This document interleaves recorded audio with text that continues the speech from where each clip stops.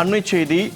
முதலமைச்சர் ஜோசப் விஜய் அறிக்கை ஒன்றை வெளியிட்டிருக்கிறார். அதில் ஏளனமாக பேசினாலும் கனிவான அரசியலை தான் பின்பற்றுவோம் என முதலமைச்சர் ஜோசப் விஜய் பதிவிட்டிருக்கிறார். அண்மை தகவலாக பார்த்து வருகிறோம். கனிவான அரசியலை பின்பற்றுவோம் என முதலமைச்சர் ஜோசப் விஜய் பதிவிட்டிருக்கிறார். அண்மை தகவலாக பார்த்து வருகிறோம். ஏளனமாக பேசினாலும் கனிவான அரசியலை தான் பின்பற்றுவோம் என முதலமைச்சர் ஜோசப் விஜய் தெரிவித்திருக்கிறார். ஏளனமாக பேசினாலும் கனிவான அரசியலை தான் பின்பற்றுவோம் என முதலமைச்சர் ஜோசப் விஜய் தெரிவித்திருக்கிறார். அண்மை தகவலாக பார்த்து வருகிறோம். நம்பிக்கை வாக்கெடுப்பில் தவேக அரசு வெற்றி பெற்றதை அடுத்து தற்போது முதலமைச்சர் ஜோசப் விஜய் தற்போது அறிக்கை ஒன்றை வெளியிட்டிருக்கிறார். அதில் ஏளனமாக பேசினாலும் கனிவான அரசியலை தான் பின்பற்றுவோம் என முதலமைச்சர் ஜோசப் விஜய் அதில் குறிப்பிட்டிருக்கிறார். அண்மை தகவலாக பார்த்து வருகிறோம். திமுக பொய் மூட்டைகளை அவிழ்த்து விடுகிறது என முதலமைச்சர் ஜோசப் விஜய் குறிப்பிட்டிருக்கிறார். திமுக பொய் மூட்டைகளை அவிழ்த்து விடுகிறது என்று முதலமைச்சர் ஜோசப் விஜய் தற்போது தெரிவித்திருக்கிறார். ஏளனமாக பேசினாலும்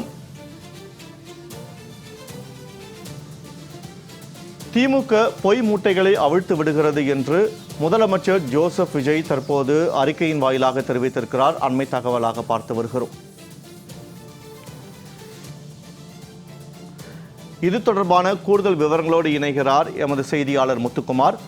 வணக்கம் முத்துக்குமார். தற்போது திமுக பொய் மூட்டைகளை அவிழ்த்து விடுகிறது என்று முதலமைச்சர் ஜோசப் விஜய் குறிப்பிட்டிருக்கிறார். இது தொடர்பான முழு விவரங்களை பதிவு செய்யுங்கள். வணக்கம். அதாவது தமிழக வெற்றி கழக தலைவரும் தமிழ்நாடு முதலமைச்சருமான ஜோசப் விஜய் தற்பொழுது ஒரு சமூக வலைதள பக்கத்துல தன்னுடைய ஒரு அறிக்கை என்பது வெளியிட்டிருக்கிறார். அதுல திமுக பொறுத்த வரைக்குமே பல பொய் மூட்டைகளை அவிழ்த்து விடுவதாக விமர்சனம் செய்திருக்கிறார். குறிப்பாக இன்றைய தினத்தை பொறுத்த வரைக்குமே சட்டமன்றத்தில் மக்கள் அரசு, அதாவது நமது அரசு மீதான நம்பிக்கை கோரும் தீர்மானத்தை மக்கள் நலன் விரும்பும் முதலமைச்சர் என்ற முறையில் நாம் கொண்டு வந்தோம். அதன் மீதான விவாதம் என்பது நடைபெற்றது.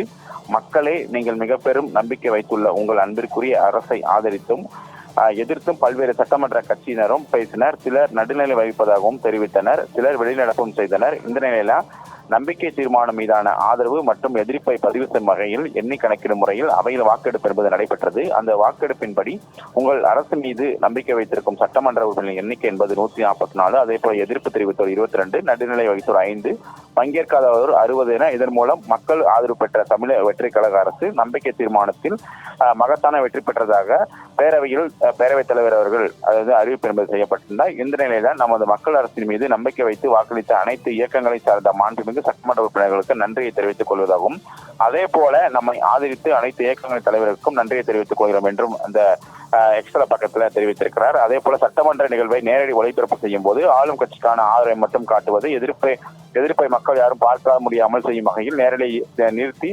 விரட்டடிப்பு செய்வது என்பது போன்ற சட்டமன்றத்தில் நாம் எதையும் ஒழிக்கவில்லை, அதே போல மறைக்கவில்லை. அனைத்தையும் இன்றைய நேரப்படி ஒளிபரப்பிலே உலகமே பார்த்ததுன்னு அதற்கு உறுதியான சான்றாகும். தமிழக மக்களை நீங்கள் அனைவரும் தமிழக வெற்றி கழகத்திற்கு வாக்களித்திருக்கிறார்கள், வாக்களிக்க விரும்பினீர்கள் என்பது நமக்கும் நன்றாகவே தெரியும். இருந்தும் சில சூழல்கள் நமக்கு வாக்களிக்காமல் இயலாமல் போனவர்கள் இப்போது மனம் வருந்துவதையும் நம்மால் உணர முடிகிறது. இனிவரும் காலங்களில் ஒட்டுமொத்த தமிழ்நாட்டு மக்களின் ஆதரவையும் தமிழக வெற்றி கழகம் பெறும் என்பதையும் உறுதியாக நம்புகிறோம். இன்று சட்டமன்றத்தில் எதிர்க்கட்சியினர் சிலர் பேசியதை நீங்கள் அனைவரும் பார்த்தீர்கள்.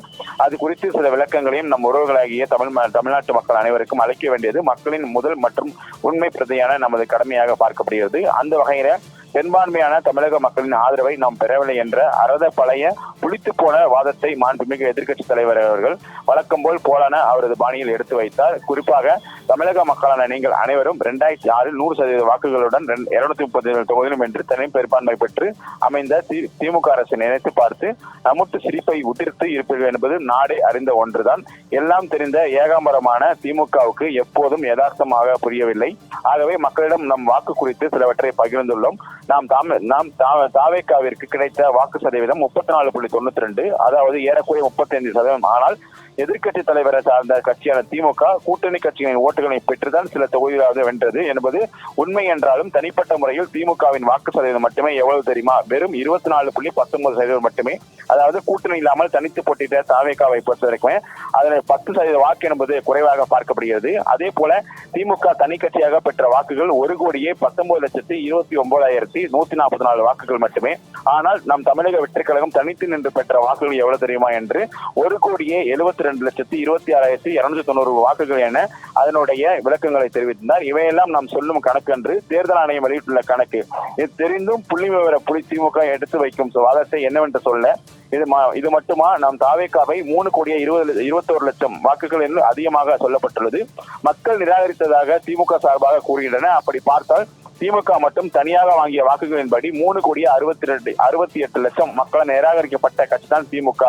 சதவீத கணக்குப்படி பார்த்தாலும் தாவேக்காவை பொறுத்த வரைக்குமே 35% எனில் திமுக 24%. அதன்படி பார்த்தாலும் கூட தமிழ்நாட்டின் 76% மக்கள் திமுகவை தங்களுக்கு தேவையில்லை என்று தீர்க்கமாக முடிவெடுத்து ஒட்டுமொத்தமாக அக்கட்சியை நிராகரித்துள்ளதாக தெரிவிக்கப்பட்டிருக்கிறது.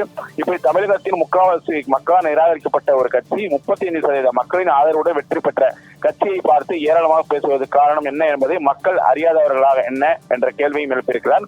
மக்கள் மீது கடன் சுமையை ஏற்றி வைத்துவிட்டு அது வளர்ச்சிக்காக பெற்ற கடன் என்று வாய் வித்தை காட்டும் திமுக நம்மை பார்த்து ஆதரவை கடன் பெற்றதாக கூறியுள்ளது என்னவென்று சொல்ல, மதச்சார்பற்ற நிலையில் நாம் உறுதியாக இருப்பதால் தான் நமது அரசை காங்கிரஸ், விசிக, சிபிஐ, சிபிஎம் மற்றும் இந்திய யூனியன் முஸ்லீம் கட்சிகளும் ஆதரித்தன. அதை அக்கட்சியின் தலைவர்கள் ஊடகங்களில் வெளிப்படுத்தினர். இதையும் திமுக ஏராளமாக பேசி உள்ளது எந்த கணக்கில் என்று புரியவில்லை. அதையும் மக்களான உங்கள் பார்வைக்கும் முடிவுக்கும் விட்டுவிடுகிறோம். மக்கள் ஆதரவுடன் தனிபெறும் கட்சியான தாவேக ஆட்சி அமைத்து விடவே கூடாதென திமுக செய்த வேலைகள் தான் ரீசன் வெர்சன் அம்பலமான கதை ஒன்று. நாடெங்கும் உலாவுவதையும் நாம் நாட்டு மக்களிடம் விட்டுவிடுவோம். இதில் வேறு தாவேக ஆட்சிக்கு தடையாக இருக்க மாட்டோம் என்று பெருந்தன்மை பாடலை கீரல் விழுந்த ரெக்கார்டில் இசைக்க விடுவதெல்லாம் வேறு ரகம். நாம் இப்போதும் சொல்கிறோம், ஆதரபூர்வமான குறைகளை யார் வைத்தாலும் அதை ஏற்று உடனடியாக திருத்திக் கொள்ளும் மனப்பக்குவம் பெற்றவர்களே நாம். ஆனால் நமக்கு எதிராக தன் சொத்தை வாதங்களை மக்கள் மன்றத்தில் வைத்து தோற்ற திமுக இப்போது அதை சட்டமன்றத்திலும் தொடர்கிறது. அதையும் மக்கள் பார்வைக்கே விட்டு விடுகிறோம். நம்பிக்கை இல்லாத நாம் 2 தொகுதிகளில் போட்டியிட்டதாக கூறினார். மாண்புமிகு அதாவது எதிர்க்கட்சி தலைவரை பொறுத்த வரைக்குமே வெற்றியின் வீச்சு எப்படி இருந்தது என்பதை கொளத்தூர் உள்ளிட்ட தொகுதிகளில் பார்த்தும் கூடவா அவர்களுக்கு புரியவில்லை. அதிகாரத்தை வைத்துக் கொண்டு ஆட்டம் போட்ட திமுக அமைச்சர்கள் 15 பேரின் தோல்வியை பார்த்தும் கூடவா இன்னும் புரியவில்லை. இயல்பு நிலை புரியாமல் இப்படியே தொடர்ந்தால் மக்களே இனி வரும் காலங்களில் திமுகவிற்கு இன்னும் நன்றாக ஆழமாக உணர்த்தி புரிய வைப்பார்கள். மக்களுக்கு ஒட்டுமொத்தமாக நாம் நன்றி சொன்னதை மறந்துவிட்டு நன்றி சொல்லவில்லை என்று நாம் பிரித்து போட்டியிட தொகுதிகளை பிரித்து பேசி பொய் மூட்டைகளை அவிழ்த்து விடுகிறது இந்த திமுக என கடுமையாக விமர்சனம் செய்திருக்கிறார். நம் மக்களை நாம் விரைவில் சந்திப்போம் என்பது நம் மக்களுக்கும் தெரியும், நமக்கும் தெரியும். ஆகவே அதற்காக திமுக அக்கறையாக இருப்பது போல் டிஜிட்டல் முறையில் தேம்பி அழ வேண்டாம் என்றும் கடுமையான விமர்சித்திருக்கிறார். நாகரிகமான பதிவு குறித்து திமுக பேசியது நம்முடைய அரசியலின் நாகரிகமும் டீசன்ட் வெர்சனும் எப்படிப்பட்டது என்பதை தமிழகமே பார்த்துக் கொண்டிருக்கிறது. ஏன் அவர்களுக்கும் பார்த்தார்கள்.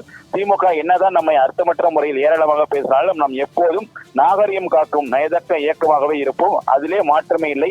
அறிஞர் அண்ணாவின் கனிவை தான் அரசியலில் நாம் பின்பற்ற விரும்புகிறோம் என்றும் இந்த அறிக்கையில தெரிவிக்கப்பட்டது. இன்றைய தினத்தை பொறுத்த வரைக்குமே நமக்கு ஆதரவளித்த சட்டமன்ற உறுப்பினர் குறித்து பேசுகையில திமுக ஏதோ தாங்கள் சுத்தம் சுயபிரகாசம் போல செய்ததுதான் மிகப்பெரிய நகைச்சுவை. 1999 பாஜக கூட்டணியை திடீரென நாடாளுமன்றத்தில் நம்பிக்கை வாக்கெடுப்பில் ஆதரித்த கதையை மக்கள் இன்னும் மறக்கவில்லை. அதே போலதான் பாஜகவுடன் கூட்டணி போட்டு வென்று பேரம் பேசி மந்திரி பதவிகள் பெற்றதையும் மக்கள் இன்னும் மறக்கவில்லை என்று தெரிவித்திருக்கிறது. சட்டமன்ற உறுப்பினர்களின் சில பாஜகவுக்கு தங்களுக்கும் எந்த தொடர்பும் இல்லை என்று அறிவித்ததோடு நமது அரசை ஆதரித்து வாக்களித்தனர் என்பது திமுகவின் அவதூறு கண்களுக்கு வேண்டுமெனால் தெரியாமல் போகலாம். ஆனால் மக்கள் ஒருபோதும் அதை மறந்துவிட மாட்டார்கள். தூய எண்ணத்தை உணர்ந்தே இருக்கின்றனர். திமுகவும் பாஜகவும் 1999 என்று கூறி எக்ஸ்சேஞ்ச் செய்து கொண்டது என்ன என்பதை நாடே அறியும். ஆனால் நாம் எக்ஸ்சேஞ்சையும் சேலஞ்சையும் நம்பி உறுதியாக உண்மையாக அரசியல் களத்தில் இருப்பவர்கள் என்பது மக்களுக்கு தெரியும். ஆகவே எதற்காக திமுக போல எதையும் எக்ஸ்சேஞ்ச் செய்து கொள்ள அவசியமில்லை. மக்கள் மனதில் ஆழமாக வேரூன்றி புகழ் பெற்ற போகும் மக்கள் அரசை புஷ்பா அரசு என்று திமுக ஏராளம் பேசியிருக்கிறது. மக்கள் தந்த தோல்வியால் கண்களிலும் காதுகளிலும் வாய்களிலும் மூக்குகளிலும் பொறாமையால் திமுக புகை கக்குவதுதான் மக்கள் பேசிக் கொள்கின்றனர். மக்களே, உங்களால் புறக்கணிக்கப்பட்டவர்கள் நம்ம எப்படி வேண்டாலும் புண்படுத்தட்டும், நமக்கு எதிராக புறம் பேசட்டும், புலம்பட்டும், ஆனால் பாடல்கள் இசைக்கட்டும், நான் அதை பற்றி கவலைப்பட போவதில்லை. மக்கள் பணியும் மக்கள் நலன் மட்டுமே நமக்கு முக்கியம் என்றும் தெரிவித்திருக்கிறது. மேஜிக் நம்பர் நமக்கு இல்லை என்று கூறும் திமுக அவர்களால் செய்ய முடியாத மக்கள் நலன் சார்ந்த பலவற்றை மேஜிக்காகவும் மிராக்கிளாகவும் நமது அரசு செய்து காட்டப் போவதை பார்க்கத்தான் அவர்கள் போகிறார்கள். ஆர்ப்பாட்டமின்றி அமைதியாக நாம் சாதித்து காட்டத்தான் போகிறோம் என்றும் தெரிவித்திருக்கிறார். அப்போதும் சொத்தை காரணங்களாக கூறி இந்த திமுக தப்பிக்கத்தான் பார்க்கும் என்றும் அதையும் நம் மக்கள் பார்க்கத்தான் போகிறார்கள் என்றும் தெரிவித்திருக்கிறார்கள். டிஜிட்டல் தொழில்நுட்பத்தை மட்டும் நம்பி நம் இருக்கையில் மக்களின் உணர்வுகளை நம்பி மட்டுமே நாம் இருக்கிறோம். இது புரியாமல் ரீல்ஸ் மற்றும் ரியல் என்றும் தனது ரீல்ஸ் அருந்து போனது தெரியாமலே திமுக திமிராக பேசிக் கொண்டிருக்கிறது. ஆனால் இப்படி பேசிக்கொண்டே ரீல்ஸ் உலகில் மிதக்கின்ற தொடங்கி உள்ளதும் ரியாலிட்டி அறியாத இதே திமுக என்றும் கடுமையான விமர்சனம் என்பது செய்திருக்கிறார். மக்களே தோல்வியின் மூழ்கி தித்திக் கொண்டிருக்கும் திமுக நம் மீது சேற்றை வாரி இறக்கத்தான் செய்யும். அதை பற்றி நாம் கண்டு கொள்ளப் போவதில்லை. நாம் எப்போதும் மக்கள் நலன் சார்ந்த செயல்களிலும் திட்டங்களிலும் சட்டங்களில் தான் ஈடுபட போகிறோம். மதர்சார்பற்ற சமூக நீதி கொள்கையில் தான் நாமும் நமது அரசும் உறுதியாக இருக்க போகிறோம். அதை பார்த்து திமுக ஆற்றாமையில் அலரப் போவது உறுதி என தற்போது தமிழக வெற்றி கழக தலைவர் எக்ஸ்தல பக்கத்துல தெரிவித்திருக்கிறார். திமுக பொய் மூட்டைகளை அவிழ்த்து விடுகிறது என்றும் ஏளனமாக பேசினாலும் கனிவான அரசியலை பின்பற்றுவோம் என்றும் முதலமைச்சர் ஜோசப் விஜய் எக்ஸ்தல பக்கத்தில் அறிக்கையின் வாயிலாக குறிப்பிட்டிருக்கிறார். அது தொடர்பான முழு விவரங்களை வழங்கியமைக்கு நன்றி முத்துக்குமார்.